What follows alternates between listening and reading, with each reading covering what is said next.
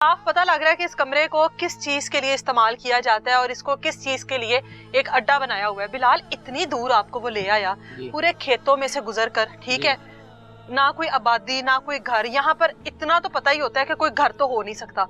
आप रास्ते में चीख लेते, आप रास्ते में कह देते कि कहाँ लेकर जा रहे हो। इधर गोल मस्जिद आके उन्होंने गन पाउडर रख रही थी।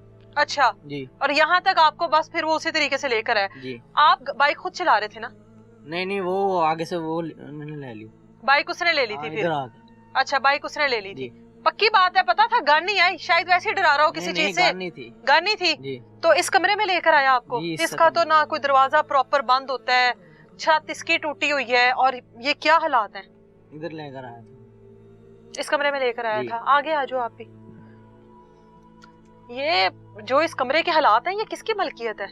ये पता तो नहीं है मुझे किसकी मलकियत है, लेकिन देखते हुए आप खुद देख लें, यहाँ पे ज्यादातर नशेइयों का अड्डा वगैरह बना हुआ है। हाँ, ये चीजें वगैरह जली हुई हैं, जाहिर है नशा ही चलता होगा। वगैरह करते हैं, तो एक अड्डा बनाया हुआ है इन लोगों ने, जिसकी वजह से वो प्रॉपर कोई और उसको जगह नहीं मिली, यहाँ पे लेके आ गए। यानी ये जगह उसने पहले से देखी हुई थी? पहले से देखी हुई है उसने।